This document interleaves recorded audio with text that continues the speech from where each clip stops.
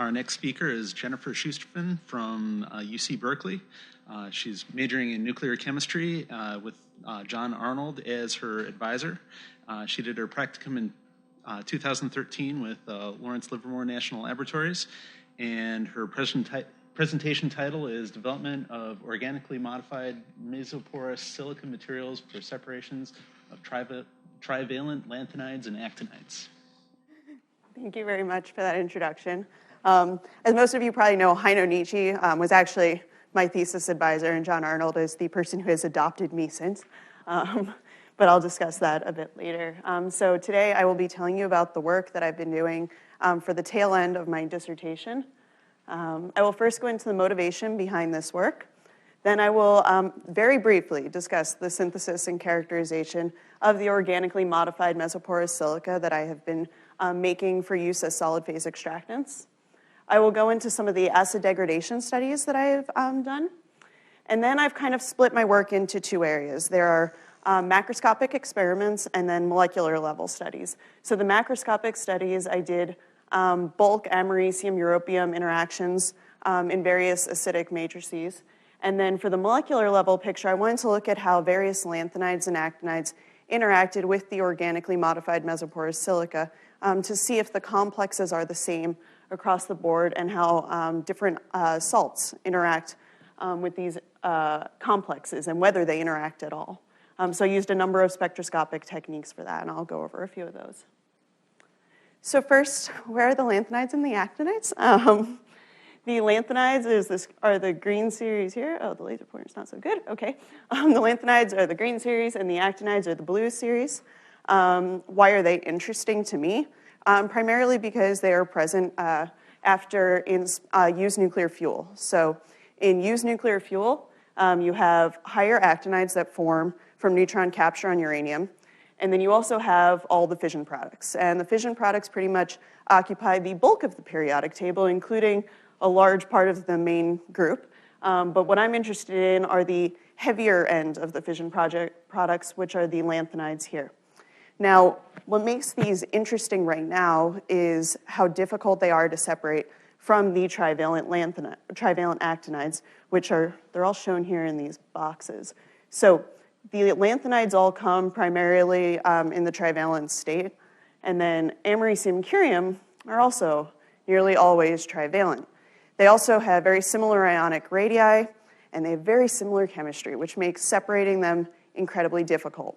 That makes applications for these really difficult to actually get to, especially on a scaled-up process. So what I'm doing is developing solid phase extractants to separate the trivalent lanthanides and actinides. Typically right now, for any type of fuel processing or even lab scale separations, these are done in liquid-liquid separations. So what that is your metal is in an acid in the aqueous phase, and then you have your extractant ligand in the organic phase, and you contact them together, and your metal is extracted into the organic. But this generates very large volumes of hazardous organic waste, and it's quite difficult to deal with the waste that's produced. So what I'm doing is replacing that organic phase with a solid phase extractant, and that will lead to less waste produced ultimately. Also, what I want to do is kind of counter what's commercially available right now. What's commercially available in terms of solid phase extractants for this work are materials that take polymer beads and coat the extractant on it. However, because it's just coated on there, that extractant just washes off as you do separations, which both contaminates your actinide solutions and also makes the material pretty useless in the future. So what I'm doing is covalently binding the extractant ligand to my solid support to make it more stable. And so, as I said, there are applications to treatment of used nuclear fuel, processing irradiated targets, such as what we produce at the 88-inch cyclotron at LBL, and also analysis of forensic samples. So the solid support that I'm using is mesoporous silica. Mesoporous silica is great because it has a very high surface area. It can potentially be vitrified directly at end of use. It's chemically robust, and we can also make spherical particles of it, which you can see here in this SEM. The spherical particles are really important for actually doing chromatographic separations. So that's something that was kind of a challenge in the early stages of this work. To organically modify the silica, we have a ligand here, the R, with this chain, and then a silane anchor. This methoxysilane is really important because that's necessary to actually react with the silica surface. And ideally, during the functionalization procedure, not only will that silane anchor to the surface, but to adjacent silanes, so you can form a polymer chain of the ligands. Most of these lanthanide ligand complexes require multiple ligands per metal center, so it's important to make it so that the ligands can actually be close enough together to form those multi-ligand per metal complexes. Now, what am I looking for in a ligand? I choose a ligand that has been used heavily in the nuclear fuel cycle so far for the liquid-liquid separations as guidance. I want to make sure that I can actually get something that has this anchor, which has been probably the most difficult part about getting ligands for this project, because the anchor group is really reactive and likes to react with the binding site too. So that's been a real synthetic challenge. Ideally, it would have fast kinetics, so we could do separations quickly, especially in an automated system in the long run. I wanted it to be resistant to acid hydrolysis and radiolysis. As you may know, any type of used nuclear fuel, any type of actinide materials to be dissolved are typically dissolved in highly, highly acidic solutions. Used nuclear fuel is typically in 8 molar nitric acid, which will corrode most any organic materials. So it should be resistant to that. And then we need to be able to back extract, which means that after we sorb the metal of interest to this material, and we need to be able to strip it back off, since that has been a problem with these types of materials in the past, and just generally generating very highly radioactive solid phases that there's nothing to do with them once you make them. And then also that the ligand that we select can polymerize so that it's not too bulky and we can form these polymer chains. So then, of course, after I do synthesis, it's important to characterize. Use a variety of characterization techniques. I'm not going to go through them, but I do them. You can get information such as surface area, pore diameter, how the ligands are oriented on the surface, all sorts of stuff. So the ligand that I selected for this portion of the work is a diglycolamide, and the diglycolamide tells you about this area here. It binds through these 2 carbonyl oxygens and this ether oxygen, so it's tridentate. And typically, somewhere between 2 and 4 of these ligands will bind to each metal center, but most often 3 ligands per metal for lanthanides and actinides. I selected it because it's been used heavily in nuclear fuel cycle separations for extracting the trivalent lanthanides and actinides from highly acidic matrices. Now, I didn't really know what the actual complexation was going to be when I started this, because when the ligand is bound to a solid, it's much harder to predict what the actual behavior will be compared to when they're freely flowing in a solution. So that was something that I looked into. So as I said, it's really important to look at the stability of the material in the presence of acid, since we're working in highly acidic solutions. So to do this, I contacted my DGA SPA material, which is the diglycolamide modified silica, with 1 molar nitric acid for 1 day. And then I measured it with nuclear magnetic resonance spectroscopy at Livermore. The silicon-29 NMR spectra can tell us about the actual silicon surface and how the ligand is anchored to the surface and whether that anchor breaks. And then the carbon-13 NMR spectra can tell us about whether the ligand itself decomposes over time. So first we'll talk about the silicon-29 spectra. There are 2 spectra here. The bottom is the pristine material before acid contact, and the top is after acid contact. There are 2 groupings of peaks. These are the Q peaks, and these are T peaks. The Q peaks are not so important for actually looking at the hydrolysis because they describe silicon atoms that are part of the bulk silica matrix.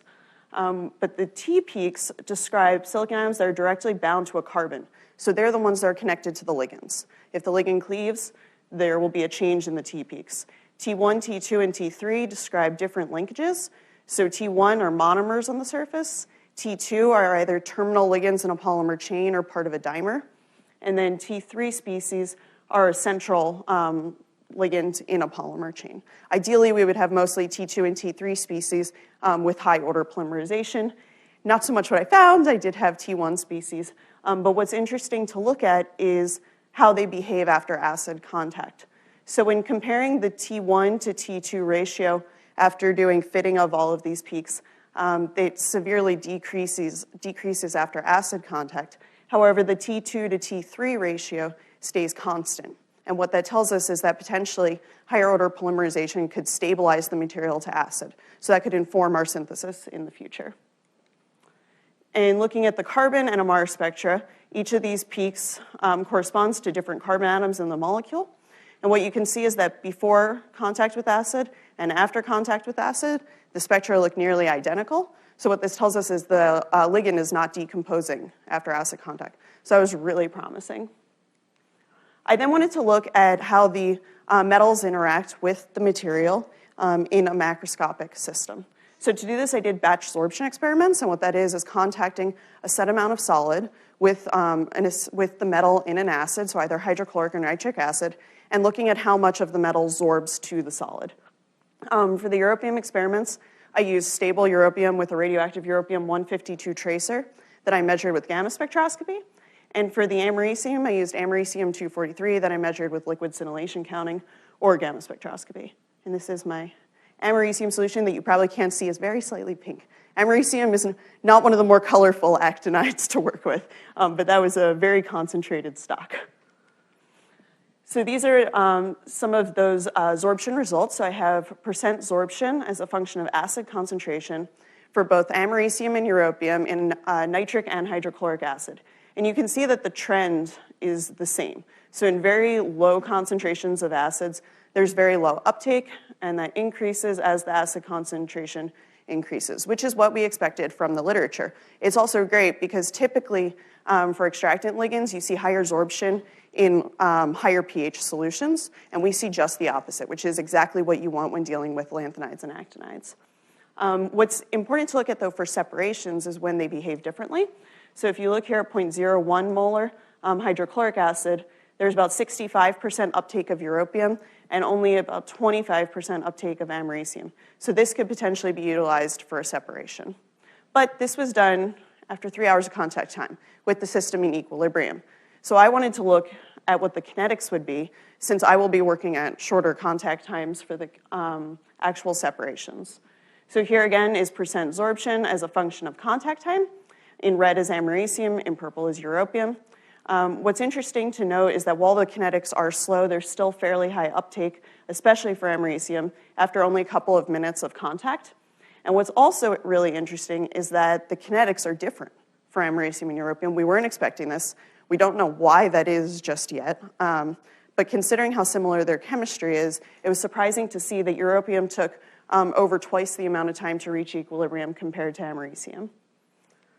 I then wanted to look at whether I could desorb europium and americium from the material once I bound it. So I tested two different scenarios.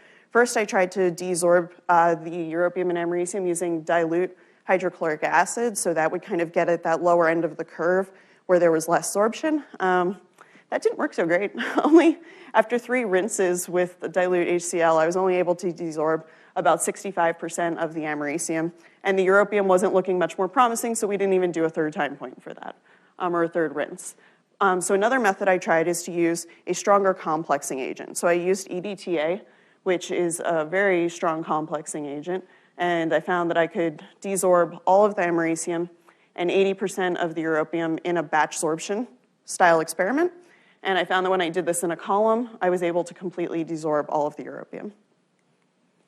So then I wanted to look at capacity. Capacity is really interesting for this material because of the mesoporous silica.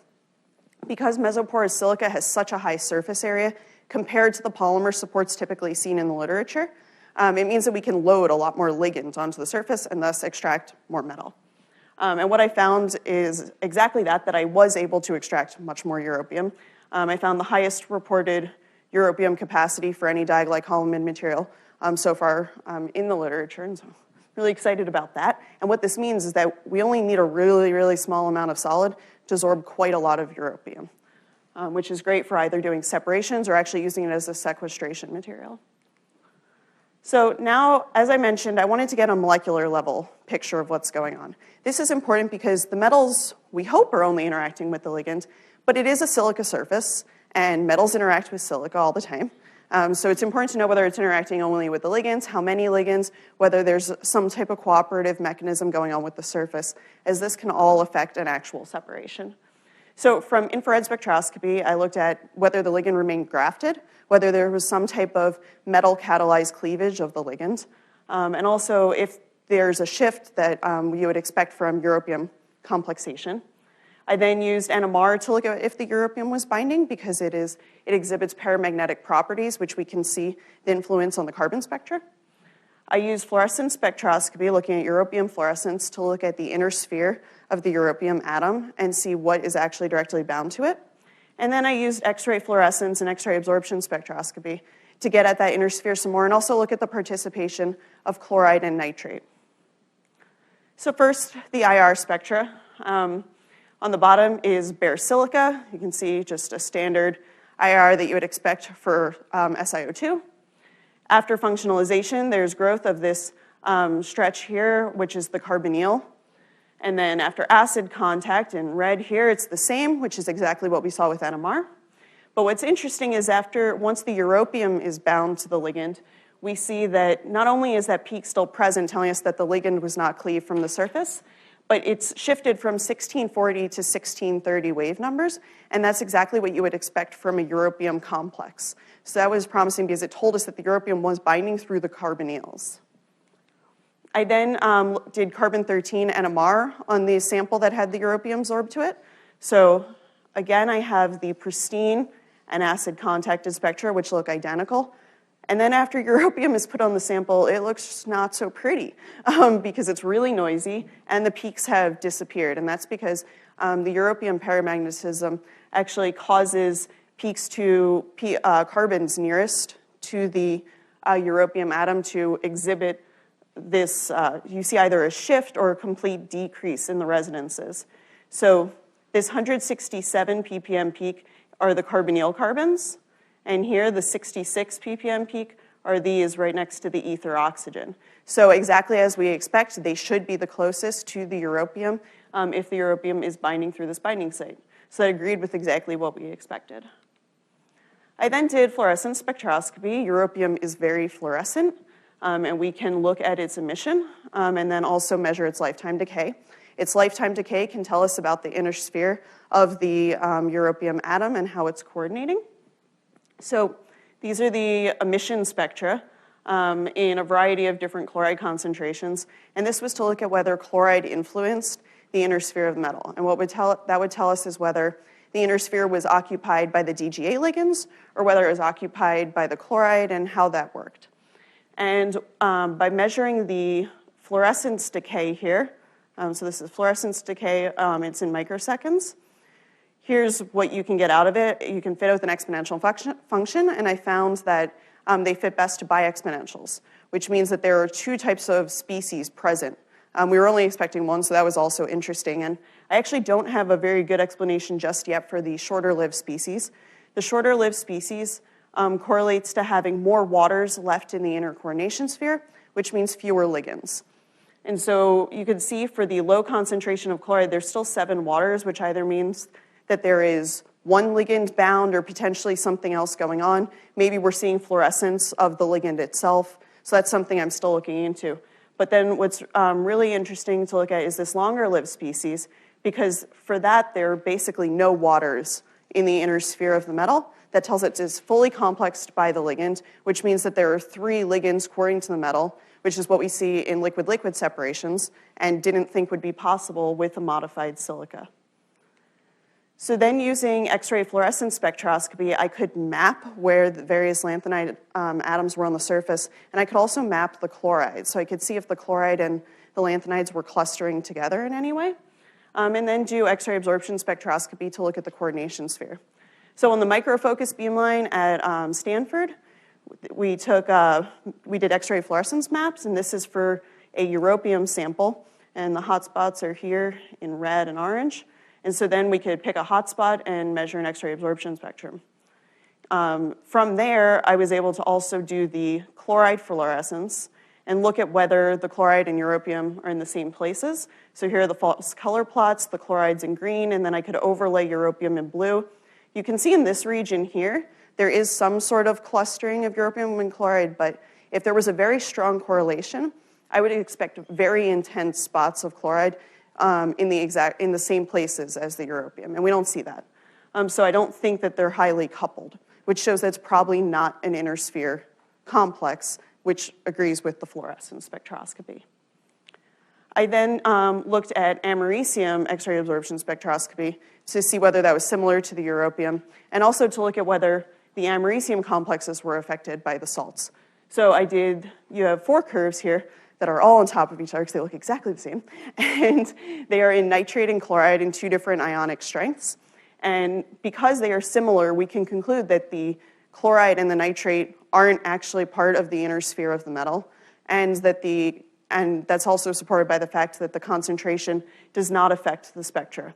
And so I'm currently working on fitting this data to come up with the exact number of oxygens that are surrounding each metal.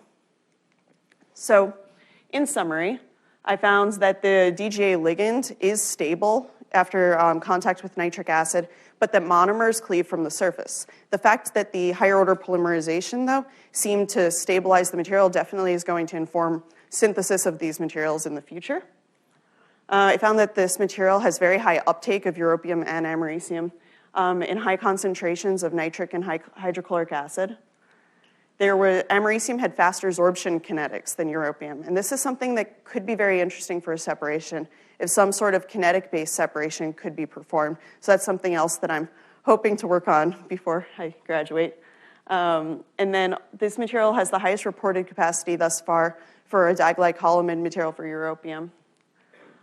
Both IR and NMR support that europium is binding to the ligand only and not to the silica surface, and that it's binding through the binding site that we expect. And using fluorescence, we found that there are 2 species and one is fully coordinated, and that there are 3 ligands per metal center. And then the preliminary XAS data that I showed you told us that chloride and nitrate didn't participate in the inner sphere of the europium or americium or the other lanthanides that I looked at for that matter. Everything looked very similar, which makes for not super exciting XAS data, but does support all the rest of our conclusions, so that was great. Now, where can this go? There's still a lot of work that can be done with this project. Ideally, we would test this with other actinides that you would expect in used nuclear fuels. So trivalent curium, neptunium-5, plutonium-4 and 6. I would not expect uptake of the 5 and 6, but I would expect plutonium-4 to sorb to the material as well as the curium. I'd like to look at the stability of this in the presence of various types of radiation. I've done some work looking at the effect of alpha particles on the material by basically aging my XAS samples and remeasuring them. But it would be great to actually put this in a gamma chamber and irradiate it and see if it falls apart. Then some more chromatography experiments would be great. I've done so far europium uptake and then stripping off the europium, but actually sorbing americium too, seeing if we can separate americium and europium, maybe even curium. And then lastly, to test this in an automated system. The goal of this work was to develop something that could be used in an automated system for really radioactive samples. So it would be really interesting to get to that point. I have a lot of people to thank. First and foremost, Heino was a big part of my PhD. As you all know, he passed away not long after our meeting last year. But he really was super supportive of this fellowship. He was super supportive of my project. And so this is our last group picture. These are people in the group who directly worked on this project. At Livermore, my collaborators, Annie and Harris, have been wonderful. Harris was my practicum mentor, and after my practicum, we continued collaborating, and I go over there fairly regularly to do NMR, so that was fantastic. Take advantage of your practicum if you haven't done it yet. And of course, I want to thank SSGF for the funding, for being a great fellowship, Krell, for everything you all do. The way you organize this fellowship makes it super easy for all the fellows, and also I look forward to coming to this conference every year. I think many of the other fellows do as well. So thank you for that. Thank you for being so supportive and awesome. And thank all of you.